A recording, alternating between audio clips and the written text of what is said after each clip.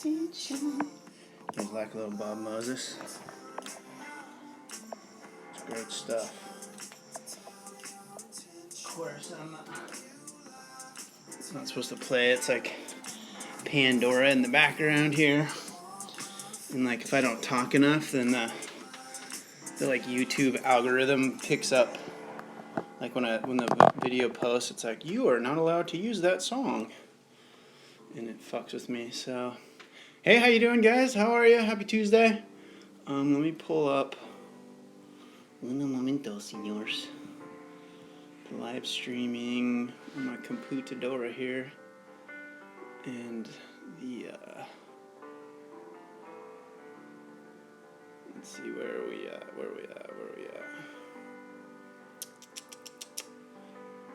Okay, there we go.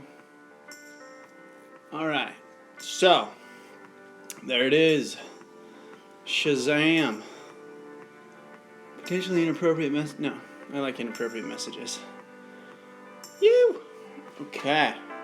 So this one's gonna have to be short tonight, kids, because I am studying for a fucking Spanish test that is killing me. Happy Tuesday to y'all. So, it's gonna have to come hot and heavy with the questions here. That's somebody asked about the song. Yeah, it's Bob Moses. It's just Bob Moses Pandora channel. Bob's epic. Good studying, baby making, cruising, whatever. It's good music. All right. So, of course, there's a bunch of you guys with a ton of questions on the night one. I'm gonna have to keep it short, but I'm sure I'll end up going longer than I anticipate, which always happens. So, let's see here. How are you guys? How's your week? How's your weekends? How is life out there in the bar world? Getting any jobs, any gigs? Got a job as a bartender. So we got Larry Valverde. Nervous that he got a job as a bartender at a steakhouse. Yeah, it's all good, buddy. You're in there. You got a job. You're rocking and rolling. You're going to be doing it, flying. You'll figure it out. You're working at a restaurant, as you know. That's, yeah, thanks, Nat. Miss Nat Hunter. Yeah, Spanish is, I left it till the very end of my fucking school for some stupid reason. Actually, I know why. It's because I couldn't get anyway, long story. But anyway, it's the last major thing hanging over my head to get my degree that I'm not super stoked about. Although I do really want to genuinely learn Spanish. But anyway, back to Mr. Larry. You'll be alright, buddy. Working at a steakhouse. It'll be nerve-wracking for the first few shifts, and then before you know it, you'll just be in the swing of things, and you'll be going to work, working with your friends, having a good time. Uh-oh. Not seeing here anything?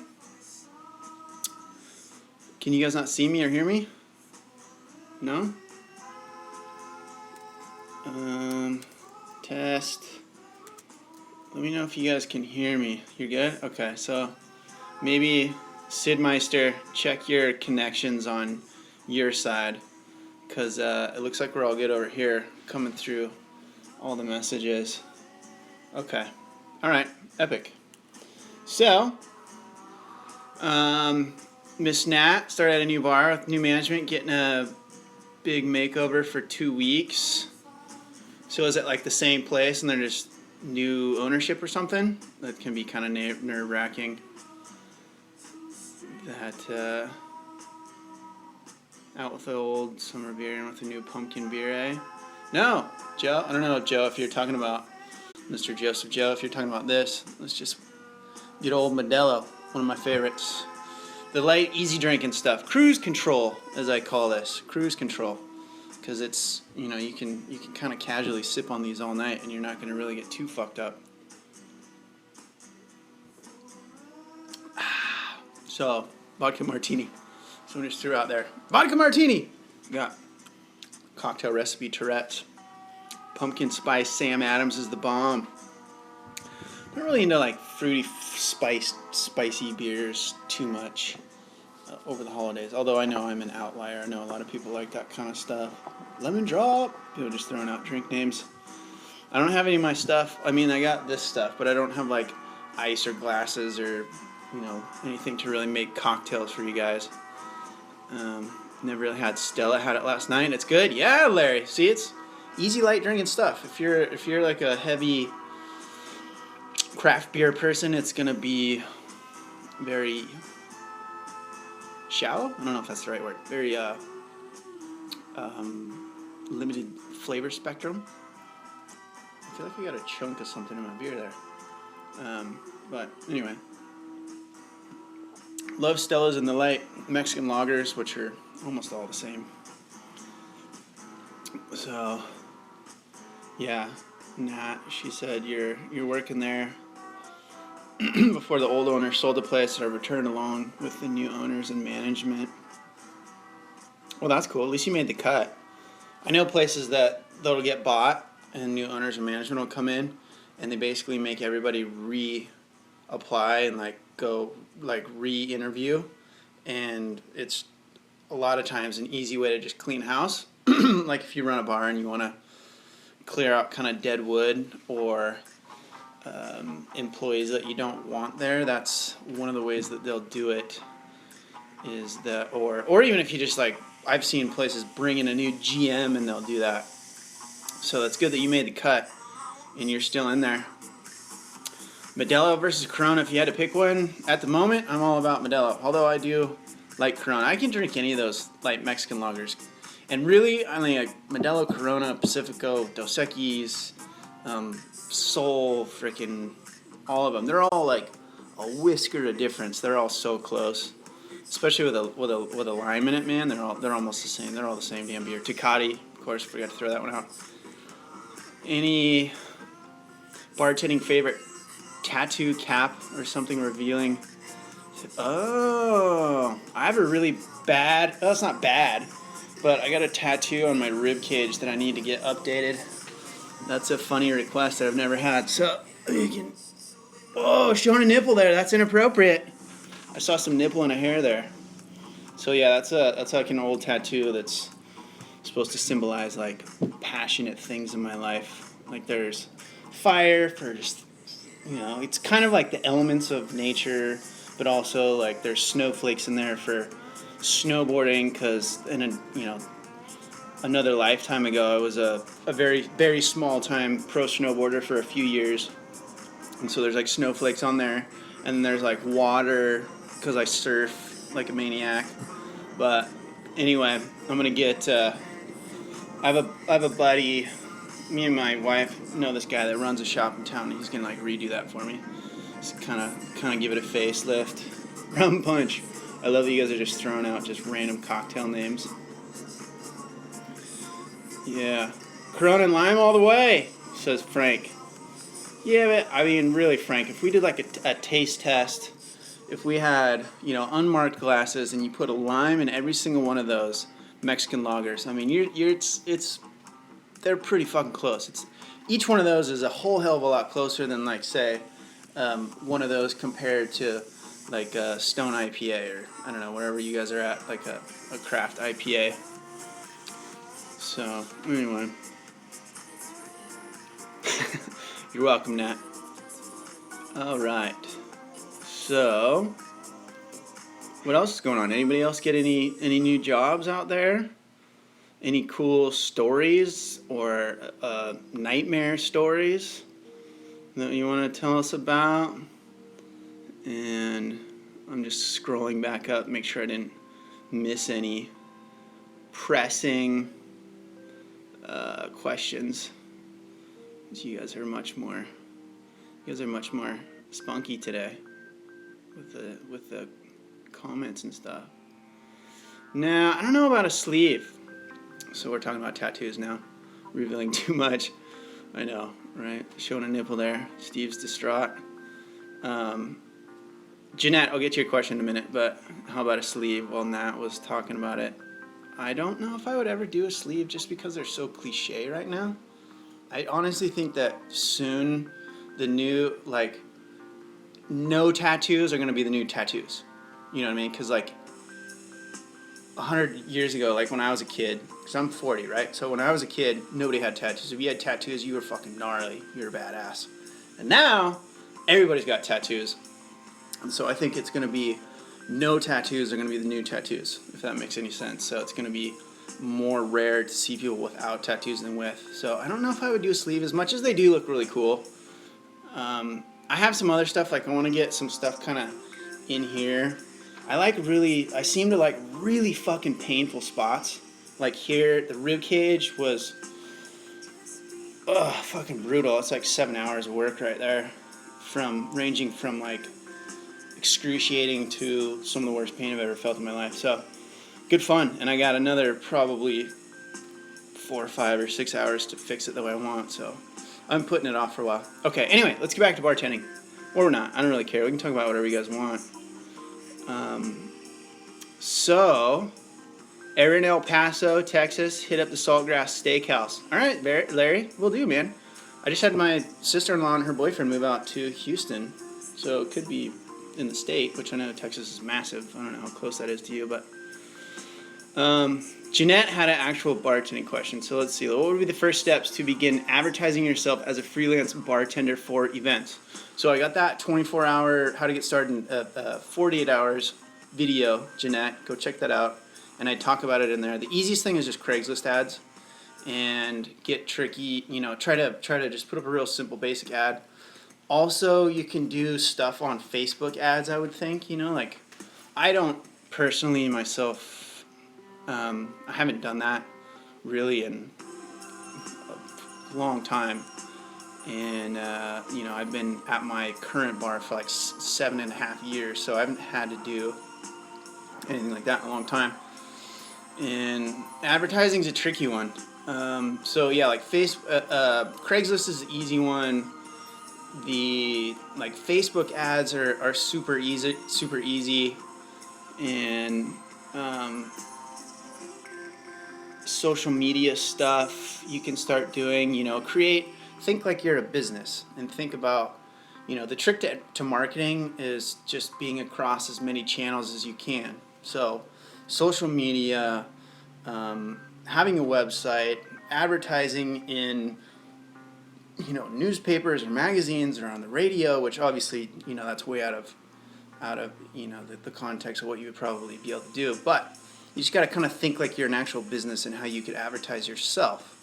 So that maybe that will help give you some ideas. Let's see. How about any suggestions on apps to use for drink recipes? I've downloaded a couple and they're kind of awful. Yeah, so Miss Tony Moore. I'm assuming that's a miss with a Tony with an I. If it's not, I apologize. The thing with drink Googling, you know, I mean, really, like anytime I need to run around the corner, because if I need to Google a drink, which, don't feel bad, right? I've been doing this for fucking 17 years, and sometimes you have to Google a drink. Like if you ask somebody and they don't know what the hell is in it, you're like, all right, let me try to go figure it out. Just go around the corner and Google it, and just whatever comes up on Google is usually much better and faster and easier than whatever the weird apps are. I've never used any of the drink apps just because they're cumbersome, and they're just fucking a pain in the ass. Just pull up Google, and it's usually like Drink Mixer. There's a few of them that are kind of like the ones that you'll see if you start Googling, looking up drink recipe, like what's in a drink, you know. So, and what I'll do is I'll check the first 2 or 3 results just to make sure that I'm, you know, and get kind of like, because you know, some recipes there's 10 different versions of it, and so I'll kind of look at 2 or 3 different websites and see, you know, what's kind of the main ingredients that are supposed to be in that drink, and then you kind of, you know, that's where you start from. So yeah, just have your phone in your pocket and make sure you do that. I'm gonna make sure my phone is, I think we're good. Plug in. should be alright. Anyway. Okay. I like how IPA smells. It smells good, but it tastes like flowers to me. I do not know the Harbor Steakhouse, Tygo, in Toronto. I apologize. I've never been to Toronto. I did live in Calgary for a wintertime season back in my snowboard days. We actually, me and a buddy, another pro dude, we went and lived up in Calgary for a year and rode, like East BC and Fernie, Banff, Lake Louise, and all that kind of stuff. So, guys at Grand Baker City, Oregon. Frank. I'm also an Oregonian. I grew up in Bend, Oregon. Not born, because my dad was a military man, so we were on the road for a couple of weeks, like when I was born. But grew up in Bend, and that's my hometown. I actually was up there this winter and was getting homesick. I might end up back up there fairly soon after next May when I finish school. Oh, man. What do you think about Bushmills? Not really an Irish whiskey guy. My whiskey tends to be like bourbon, so like a Maker's Mark, which they don't pay. None of these monkeys pay me to put this shit up here. It just kind of look cool, and it's stuff that I like. If I'm drinking, this is usually what I got. And okay, so got to study for like 10-drink test tomorrow morning. See you guys. I'll get on the next time you're live. Yeah, Larry. Next week, hopefully. Thanks, Mike. Michael Ewing. Stoked you like the channel. Let's see here. Steve, what's the easiest way to handle a bar that gets slammed out of nowhere? So I don't know if you've seen my handling busy shifts video, Steve. It's one of my older ones. It's one of the first ones I ever shot, but it's also one of my most popular, and it's still relevant. I mean, it's not like high def, pretty video, but it's super relevant. So if you go look on the Bartending 101 playlist or the Working Bartender playlist, or just go look up, I think it should be on my more like if you go to the channel page, it should be on my popular videos. But it's handling, I think it's called handling busy shifts, or like how to handle busy shifts, something like that. And I talk about that. So there's a couple techniques. I mean, the main thing is to just not freak out. The main thing when you get really busy and you get slammed is just to remember that you can only go so fast. And if you start to like think about how busy it is, then you stress the fuck out, and then it just makes it worse.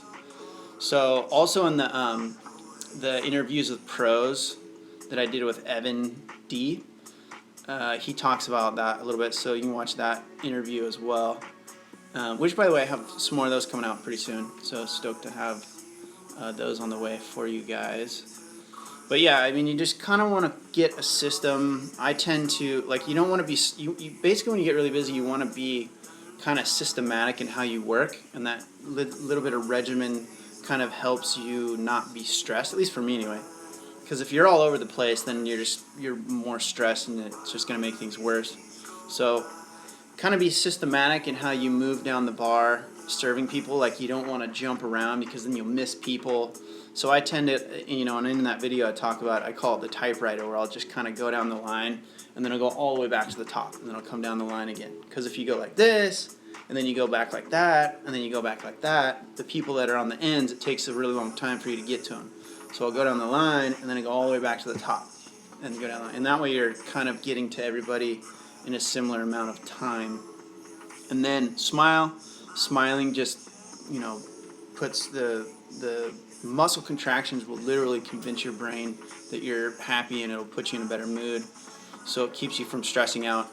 I get still kind of a straight-laced look on my face when I'm busy, and it's not because I'm pissed off, it's just because I'm concentrating.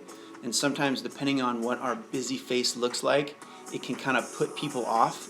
So it's good to just practice smiling, one, for keeping you not stressed and keeping you in a good mood, but also for helping your customers stay in a good mood. Because, again, I talk about it in that video where your customers will mirror your facial expression. So if you're kind of grumpy and frowny, then they'll be kind of, they'll be kind of the same way back to you. But if you're like smiling and friendly, and then it helps them relax, so if you look stressed out, it'll make them stressed out, and then it just snowballs, and so you want to try to keep yourself as calm and chill as possible.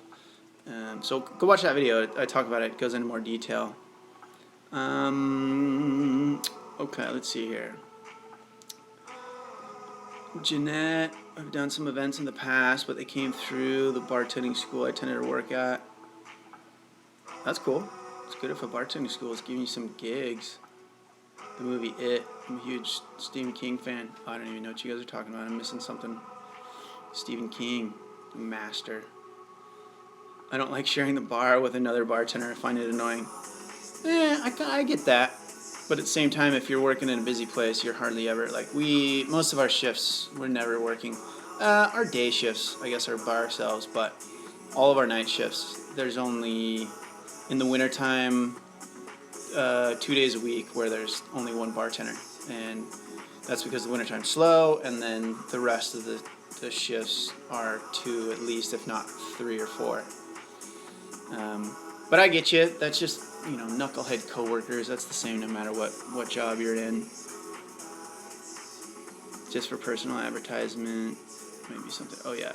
So it's good if you're like trying to set up a business as a private party bartender to think like a legitimate business and try to be as legitimate as possible across as many platforms and avenues and ways to present yourself as possible. Later, Larry. Good luck on the drink testing. Let's see. Tygo, how can I memorize drink recipes? I had a hard time memorizing the top 10 drinks. It's just repetition. Repetition.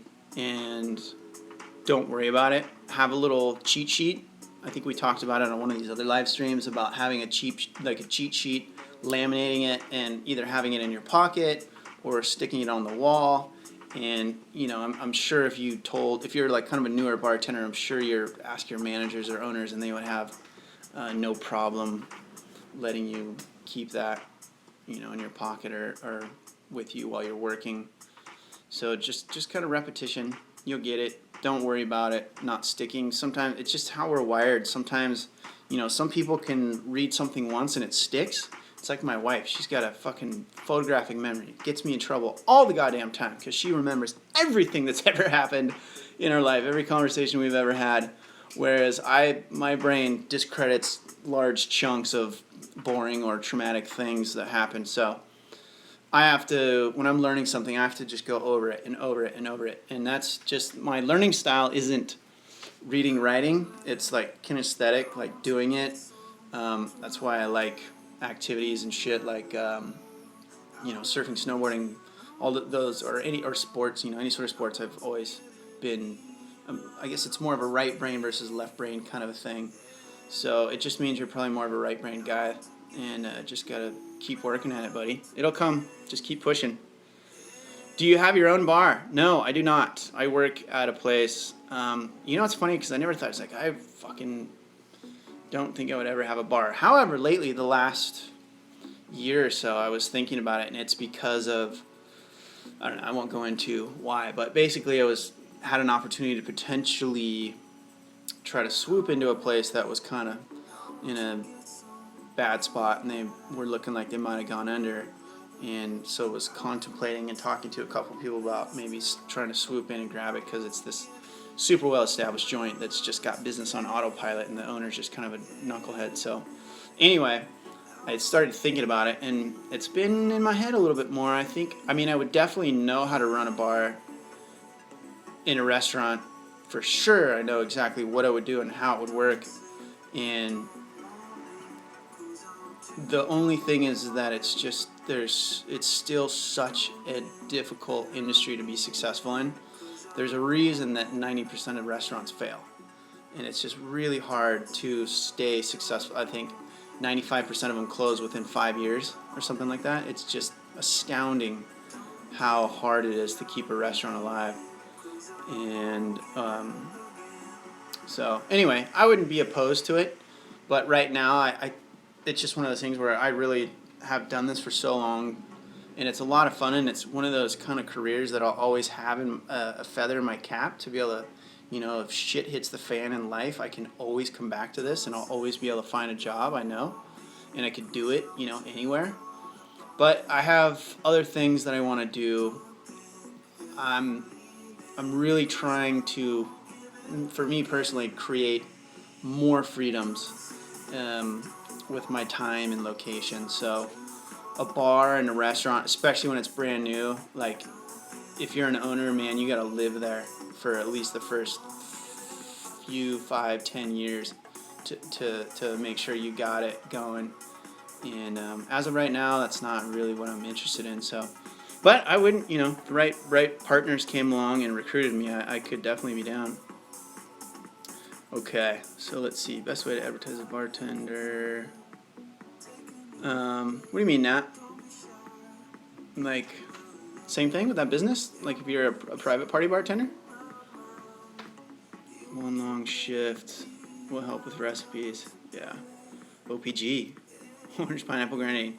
And remember, Jeanette, those are very basic. That's why I renamed that playlist that I put all those drinks on as like dive bar recipes. Some of those are real basic versions of some of those tiki drinks, but they'll fly and they'll work and they'll fool most people. So that's the tikis are coming up on my to shoot list very soon.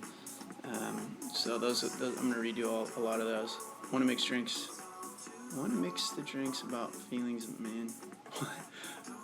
I don't know. Calaric. I'm killing the names. Sorry, I'm murdering it. I want to mix the drinks about feelings. Oh, are you trying to say I have mixed feelings about drinks or mixed drinks about feelings? However that saying goes. Military brat. Yeah, my dad was military. I actually never lived with him because my parents split up when I was like 2. So I never lived the military life. But he did, and he was career Air Force, retired colonel, and he lived all over the place. So I had to go visit him so I got the benefit of visiting my dad when he was all over the place, but I never actually moved every 3 years like the rest of that side of the family because he got remarried and stuff. But Frank, sweet man, I'll cruise by when I get back up Oregon way. Bourbon cognac. Hi, therapist. Bartender. Yep, that's right. I said that. I think I said that last week. I think that bartenders should be up for a after working 10 years in this industry, you should have an honorary psychology degree, just because you're so good at dealing with people and reading people. Alan Jefferson, what's up from Brazil in the house? Developing new clients. So, Kiar, yeah, see, I'm murdering. However I say your name. Qillarc. Kiaric? I don't know. I'm sorry. I'm terrible at reading you guys' silly little names. Or if that's your real name, and I'm just stupid, sorry. So, to answer your question, Nat, the best way to develop clients is just to get to know them.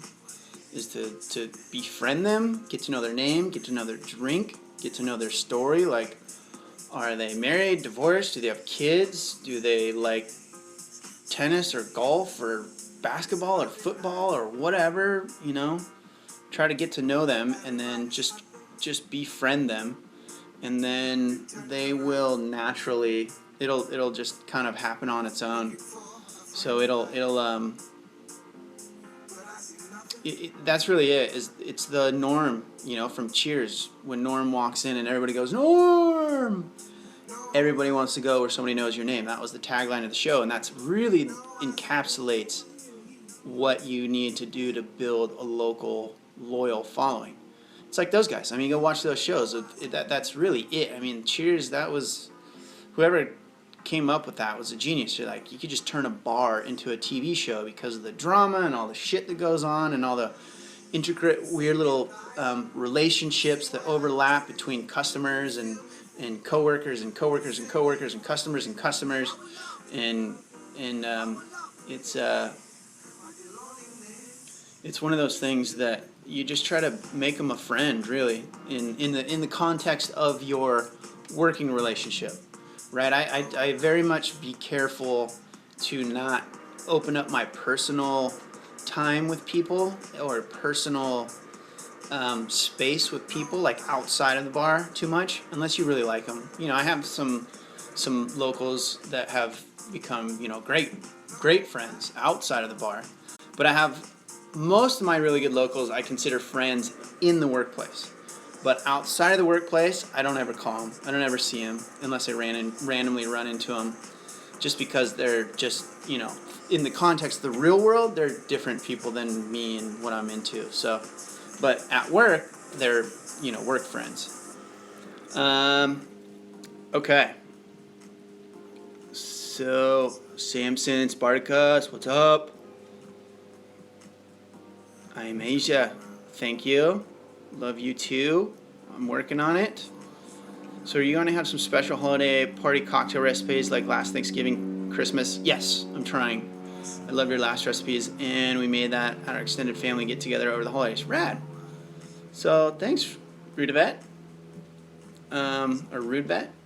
That's the plan, you know, and that's the whole YouTube likes you to do that stuff, right? They call it tent pulling, which means you make videos for, you know, Halloween, Christmas, all the main events of the year, you know, holidays of the year. So, but it's cool, it's fun. I liked, you know, the one that I did on Halloween, where I decorated the bar and stuff and coming up with cool recipes. It's a lot of fun. But yes, that is the plan, to have more of that coming down the pipe. So the next one will be Halloween stuff, and then some Thanksgiving, and then some Christmas stuff. So, right, let's see here. Ba-da-da-da.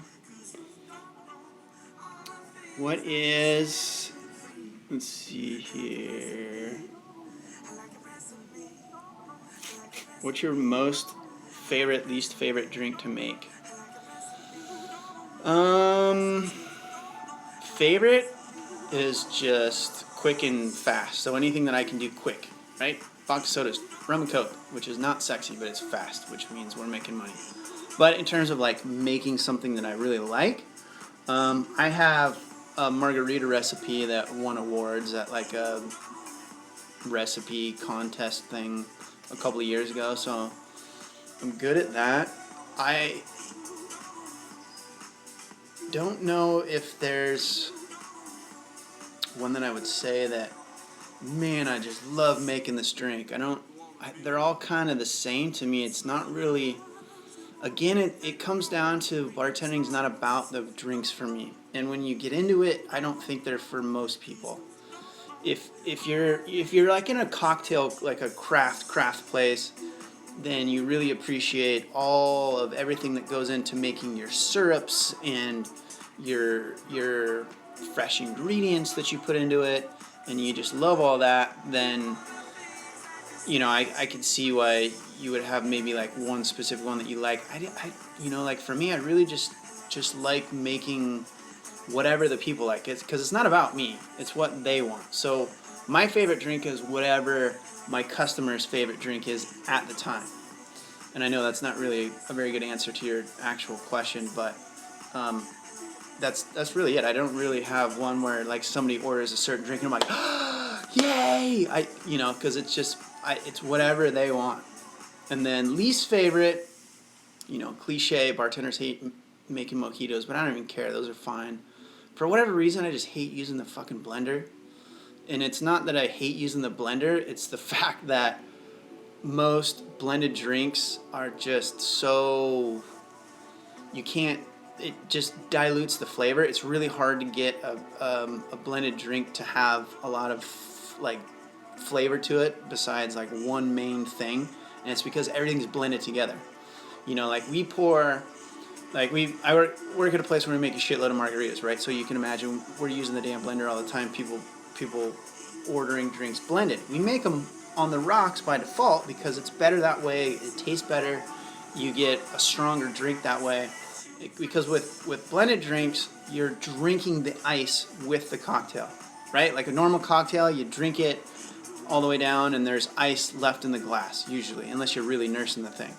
But like with a blended cocktail, you drink that down and it's gone, right? So you drank the ice with the cocktail, so it naturally just waters it down, it dilutes the flavor, and they're just, you know, like people come in and they order that you can tell that they're like trying to be fancy because they order these like top shelf tequila margaritas and then they get them fucking blended. And it's like, dude, you obviously don't know what the hell you're doing. You're trying to either like impress somebody or you're, you know, and whatever. It doesn't matter. That's cool. You know, it doesn't necessarily mean that they're not cool or they're not a bad person or that they're a bad person. But it's just, they're obviously, you know, by ordering a top shelf, they're, you know, anyway. So I'm not a fan of blended drinks just because they're not, you know, it's really hard to get a lot of good flavor and everything going on there. So anyway, okay.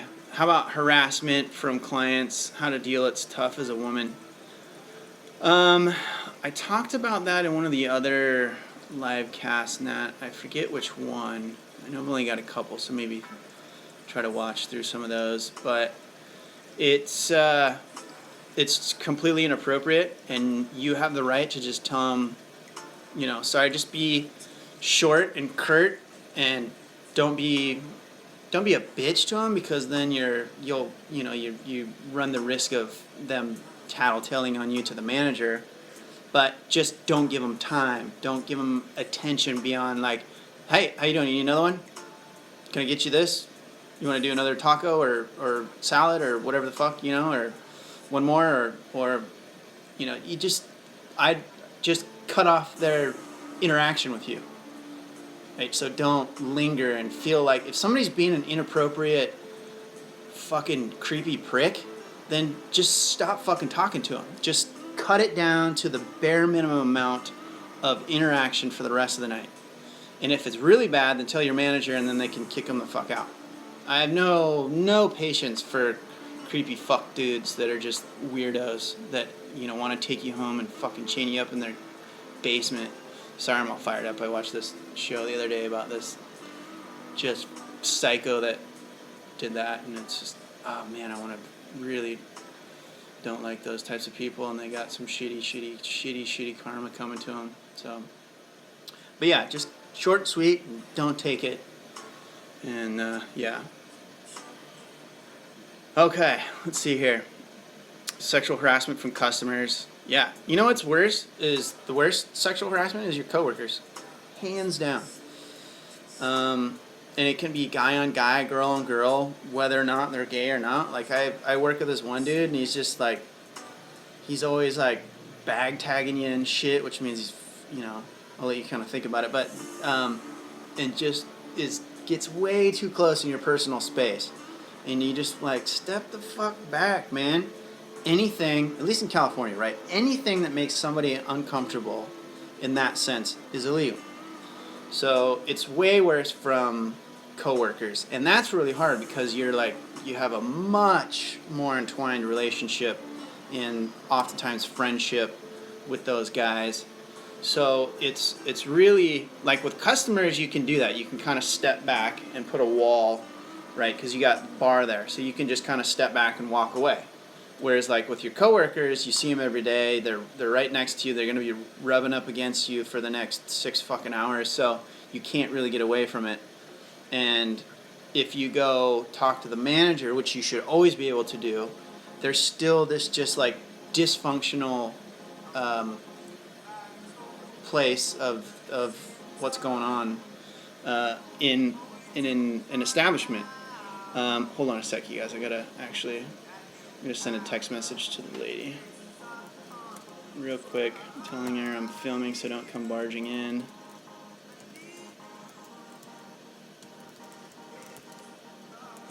Okay.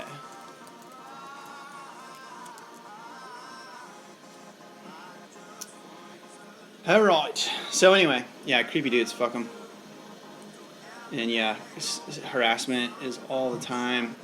Even as like a dude, you'll get it. It's just weird and uncomfortable. You can tell when people are just eye fucking you beyond the point of appropriateness, and you just, yeah, it just makes your skin crawl. Like, you don't even want to, and they keep coming in, and they keep coming in, and they keep coming in. You're just like, oh, God. Because they know what your shifts are and shit. Yeah, I'm kind of dealing with one of those right now. And I always try to wave this like, I'm married, remember? And that doesn't matter. So, thank you, Samson. Mr. Samson Spartacus. I like that name. That's awesome. I hope that's your real name. That's fucking awesome. Let's see here. How do you avoid serving to minors? You just gotta check IDs, dude. That's it. I would love to see a video that centers on absinthe. Yes, actually, read that. I want to do a very much an all about absinthe video soon. That's another one of the 5 million videos on my to-shoot list. So, absinthe, all about absinthe, is one that I want to add to the other liquor playlist videos that I have, which I don't know if you've seen that playlist. It's all about, you know, the main types of alcohol. So I want to start to expand that into beyond just like vodka, whiskey, rum, gin, tequila and stuff, into more kind of unique styles and varieties of liquors. Let's see here. Okay, so shit, it's already almost 8 o'clock. I gotta wrap this up. I gotta go freaking study some Espanol, yo. Pina coladas this weekend. Precision is the key. Yeah, you know, and you can make good blended margaritas or drinks. Just not a fan of using the blender if I don't have to. I'd rather make it on the rocks. It just is gonna taste better. Okay, so drink a glass of wine, falls on the floor and smashes. What do you do? So a drink glass falls on the floor and smashes. What do? You gotta sweep it up. I mean, same thing like if you ever break a glass in the ice while you're working, which you'll do, which we all do, and it happens just every so often. I call that a Chinese ice drill. No offense if anybody's Chinese out there, that's just a stupid American saying, I apologize. But we call it Chinese ice drill in that it stems from the term Chinese fire drill. If you've ever, it's a stupid American term that when you stop at a stoplight and you get out and you switch who's driving, and fucking stupid. Anyway, so if you break a glass into the ice, it doesn't matter what is happening or how busy your bar is, you need to stop everything. You get everybody to help you, because this is very important, because you can't do anything until you clean the ice. You have to take all the ice out, and then you have to dump hot water in there and wipe it out, and then you have to fill it back up with clean ice, and you have to get that done as fast as possible. So with glasses on the ground, generally, like if it's behind the bar, we'll pick up the big chunks and kind of move it out of the way and just keep going, and then we'll clean up find the rest of the shards later. And, we'll get the big chunks in as much of that we can, just kind of with our hands, and then sweep it up later at the end of the night when you're cleaning. And if it's outside of the bar, I'll try to get, one of my busboys or my bouncers or the manager to go clean it up out there, so I don't have to go run around the bar and do it, which I have had to do, which if there's nobody else that can do it for you, then the same thing. You got to stop what you're doing. You got to go grab the broom and the dustpan, and you got to go sweep it up. And if it's wet, then just leave it and mop it up at the end of the night when everybody's gone, but get the glass off the floor, because if somebody steps on that, then that's like a massive, then you're looking at a serious lawsuit, and that's bad. Okay. All right. So One Way Studios, it's just right now, I don't know how long ago this was, but you asked that question. This is just a Pandora Bob Moses radio, and this is currently Alt J playing. What song is this thing? It's Tesla? Or Tessalate? However they say that. That's another great rad band, is Alt J. Anyway, boyfriend will come by and it quiets down. Yeah, I bet. So, Taylor Swift is definitely on my playlist. Cool. Thanks for tips. 3 years working as bartender helped you out a lot. Right on, Giovanna. Stoked. Yeah, love Alt J. They're one of my favorites. Okay, guys, I gotta wrap this up. I gotta go. So, ask any more questions. We're gonna do the 3-minute countdown.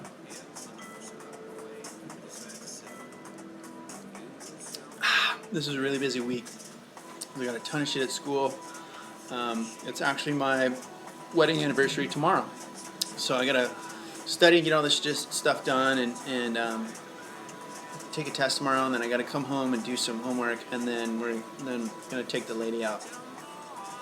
And we've been so busy that we don't even know what the hell we're gonna do. I think we're gonna go try to like walk on the beach and and then go down. We're gonna go try to. There's kind of some new places. This next little town up from us called Carlsbad, that is kind of expanding a bunch of cool new hip spots, restaurants and bars and stuff that we haven't checked out. So we're gonna kind of just go cruise around. Thanks, you guys. Appreciate the happy anniversaries. Thank you very much. Just want to say thanks. You saved my ass a bunch at work, and then I'd ask how certain drinks were made. Yeah, of course. Anytime. Thanks, Joe. Yeah, Joe Martra. He's a loyal man for you. Thanks, buddy. Dallas, last question. I have not been to Dallas other than flying through. I've never spent any time in Dallas. My dad was stationed in San Antonio, and I think it was just in San Antonio, wherever the Air Force bases are in Texas. I think there's just San Antonio, maybe somewhere else, but I know San Antonio. I went and visited him. And then there's a new, what's that? I don't know if you guys probably, I don't even know if you guys know if you're surfers or not, you probably don't know, but in the inland surf park in, not Houston, I forget where it's called, but anyway, what the hell is that place? I want to know. Anyway, inland surf park up in, come on, computer, get it for me. My internet's dragging with this live stream happening.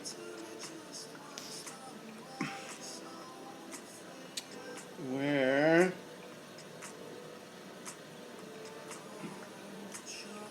are they? Austin, Texas. So there's that big fake wave in Austin. Some artificial wave technology is getting really cool. So you guys are going to start seeing artificial waves going up around the world pretty soon. So anyway, let's see here. Just want to see you spin a bottle live. So like, what do you mean like? Whoa, careful. I don't know if you can see that. So just like, ugh, it's hard to keep it in the screen here. Let me find one that won't spray me in the face. That's like closed. So you're talking about like that, or just kind of like, psha, oh, there we go. That's about the extent of my flare. Which, by the way, I'm gonna do a flare video. Just because flare is one of those kind of goofy side things in bartending. No offense if you're a flare bartender person. I just am not. No, definitely not badass. Asia, thank you. But that's really it. Is just spinning glasses like pint glasses from upside down to spin it around to pour a beer, or a shaker tin. Which I don't know if I have any. I don't think I have them in here. I got them up in the cocina, but yeah. The flare stuff is, most bars won't let you do it, and it's just kind of an extracurricular activity. It's one of those things, it's like juggling. Like you have to spend hours and hours and hours and hours and hours and hours and hours to get good at it. And then it's only marginally good for anything other than going to like flare competitions. So I just have never really, that's not my cup of tea. Don't have a whole lot of interest in it, but doesn't mean it's not cool and that some of you guys aren't interested in it. And so that's why I will make a flare video fairly soon. Okay. Alright, so here we go. Last one. How important are seasonal occasional drinks from Mr. Frank Colton? I would say, well, actually, I saw Rude Bet. I saw your question too. I'll get that one too. Seasonal, occasional drinks just depends on your bar that you may or may not need. I mean, if you have business on autopilot and it depends on the place, right? Like if you're like a little hole in the wall dive bar, it'd be kind of weird if you had some like Christmas cocktail or you know, I mean, you could do it, but I doubt it would be very popular. So it just depends on the type of place you are. Like if you worked at like a Four Seasons bar or something, then yeah, they would probably have all kinds of crazy stuff like that. And we should experiment with that kind of stuff. And like we just had, so like where I work is this city called Del Mar in North County, San Diego.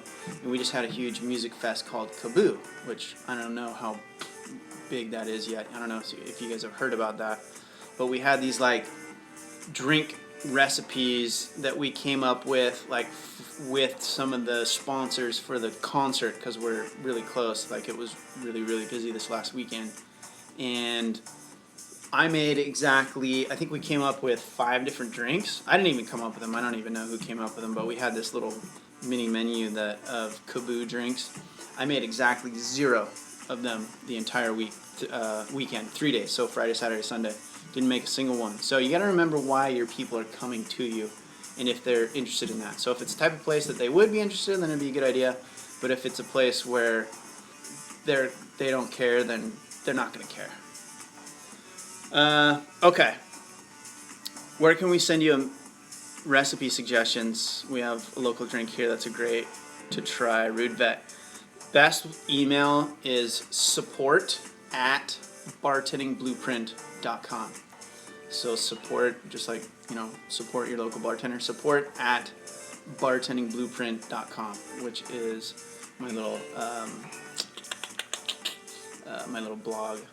So that's the best email, and it should be at the bottom of all the descriptions of all my videos as well. So if this is like kind of chunky and it's not coming through, then just go to the video descriptions of any of the videos and it should be in there. The very bottom. Okay. All right.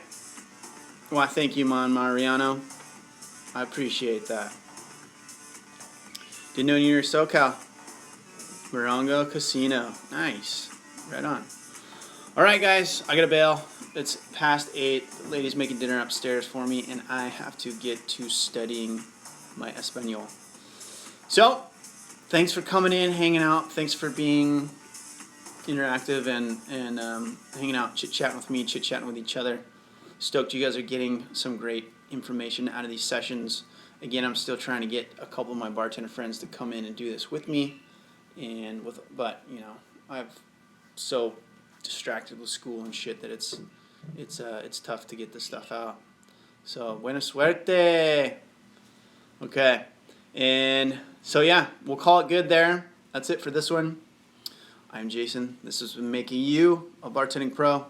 I'll see you guys soon on another episode and next week on these Tuesday tune-ups. All right, guys. Thank you. I love you. I'll see you next time.